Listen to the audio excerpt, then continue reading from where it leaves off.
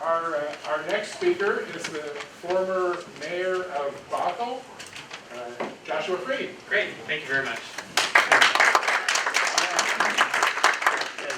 Thank you, Chair, for having me, and board as well, and for PCOs. I actually started as a PCO about 25 years ago when I graduated from Seattle Pacific University. It's also where I met my wife. But up in the first legislative district, I was a PCO, then an area chair, vice chair, and then the chairman for the first leg district. So been involved in party politics for a long time. And I know what it takes to go out and doorbell and work hard to make sure that we get candidates elected. We've had some great candidates elected up in the first legislative district.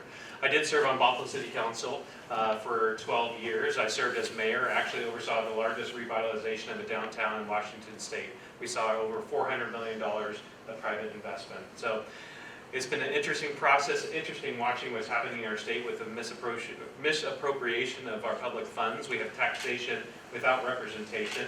And this, I guess it was 3 weeks ago now on Tuesday night, where we saw what the rest of the state thinks as well. We saw how important it is for us to vote. Sometimes when I'm in Eastern Washington, they say, what's the point of us in voting? It seems like King County is the one that's always making the decisions, or King, Pierce, or Snohomish. And of course, 3 Tuesday nights ago, we saw how important it is for every county to vote, to make sure that every voice is heard. So I've been traveling around the state of Washington. A lot of people are telling me sometimes it feels like there's 2 different Washingtons. They say maybe east or west or red or blue, but I think it's something more significant. We actually have some of the most innovative companies in the world right here in Washington State, whether it's Microsoft or Amazon, Boeing, but yet so many people are being left behind with the policies of our current governor.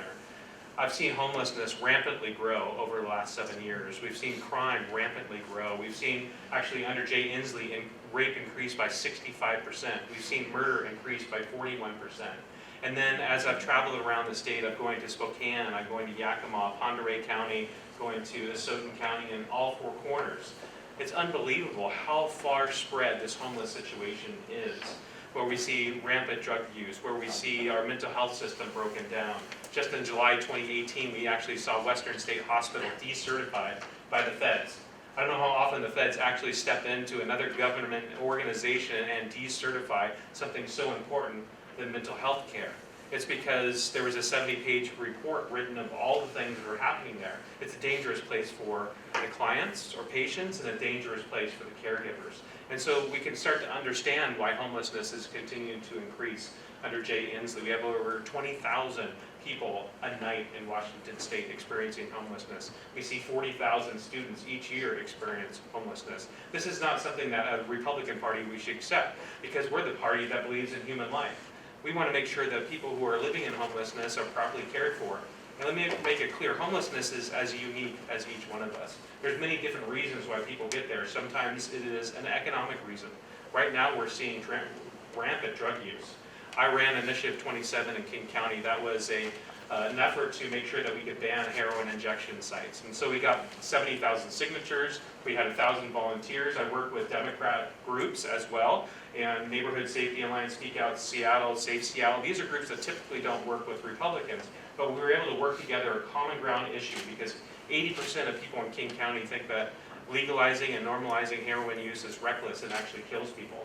I actually went up to Canada 5 different times to visit their heroin injection site, and it's apocalyptic. It's heartbreaking in many senses. There's 5,000 users that live around that heroin injection site, and the poor women are walking through with gaunt faces just selling themselves for dollars. And that's the environment that King County and our current governor want to bring to Washington State.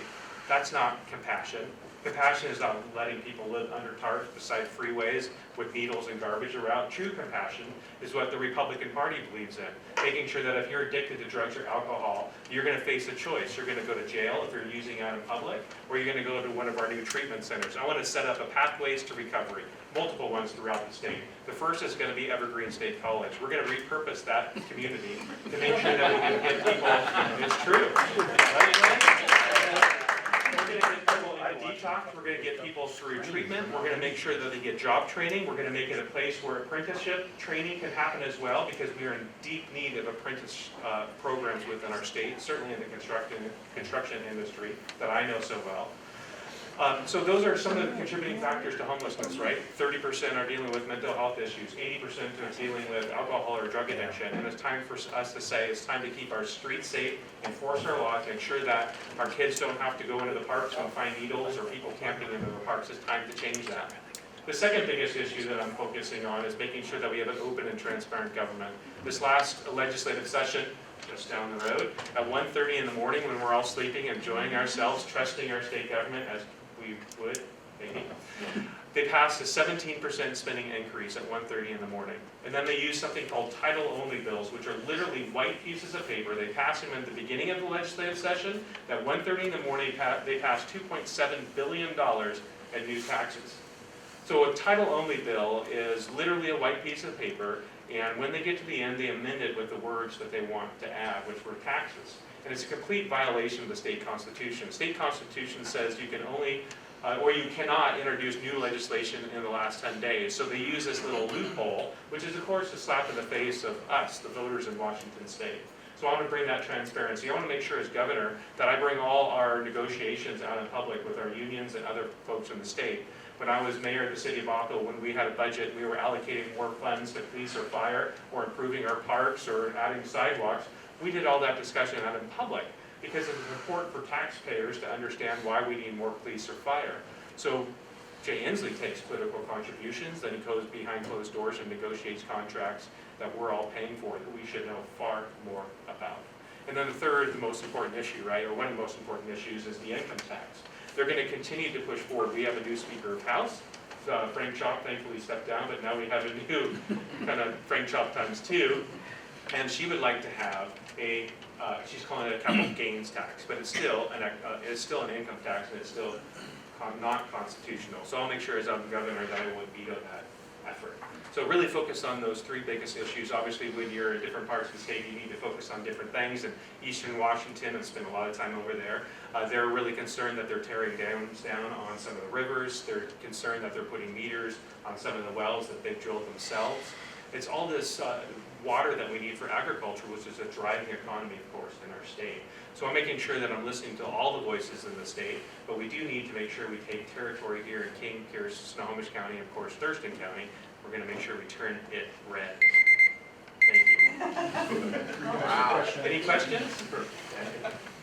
Yes, sir. Well, I'd like to pose basically the same question. You know, I'm concerned about entrenched bureaucrats Inslee has appointed, and I maybe should have posed the question better to your previous guy. But let's take, for instance, ecology. If you leave those guys in place, you're going to keep getting more regs that we don't want. I want to know what kind of changes, because you've got 1,500 positions here. Have you thought about how to do it? I mean, I'm not. Oh yeah, absolutely. So I'm actually a home builder, land developer. I've been doing it for 15 years. Regulations are something that I'm quite familiar with when it comes to the Department of Ecology. We actually have 15,000 pages of regulations that cover businesses, small businesses in the state. And they're written by folks that aren't elected, so they're actually written by the departments. I want to sunset all regulations here in the state of Washington. Of those 15,000 pages, 5 feet tall, I want to sunset them so every 5 years it comes before the legislature. The legislature gets to hear from a committee like here what is working, what's not working. If it's working, we're going to make sure those are extended another 5 years. If it's not working, we end it. But definitely, we have a lot of control for appointments in the state to replace those and move on. So you're just in essence of time. Okay. I want to let somebody else ask a question if there's another, because I only have a minute and a half left.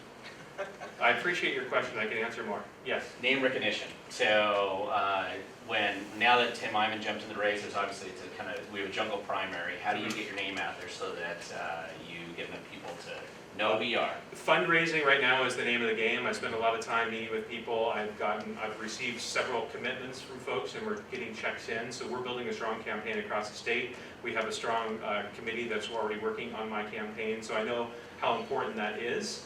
Sometimes name ID is not the most positive thing when you have certain activities associated with that name ID. For me as a Republican Party, it's explicitly important to make sure that when I go up against Jay Inslee, that we can talk about the issues that are important to us and not defend certain activities. So I'm going to make sure that we as a Republican Party are represented extremely well with the issues that are going to embarrass Jay Inslee. He pounds his fist on climate change, yet he ignores the climate on the streets across our state. I'll make sure that we bring that truth to light. He also stood on the national stage and said he's done wonderful things for the mentally ill, Meanwhile, Western State Hospitals decertified $54 million a year. He also stood on that stage and said that he is so proud of his record for letting tens of thousands of drug-addicted criminals loose. Unbelievable. In the state that we're in this state, he shouldn't be saying such reckless statements. Again, 30 seconds I have left, sir. Have you put any thought or anything into the counties in the state taking over private wells in this state? And I mean, taking them strong arm, taking them away from people, and are now charging them, giving them worse water than they had when they had their own wells. It's extremely So what do we do about something like that? Certainly, Eastern Washington has expressed that clearly to me. Water is an essential and it's a human right. I mean, I've drilled 2 wells in Africa. I just got back a few months ago from drilling a well to serve 1,500 there. I can't believe that our government is stepping in to actually meter private wells. It's criminal, and that is something that I would review, as well as the sanctuary state, of course. But thank you all. I appreciate it.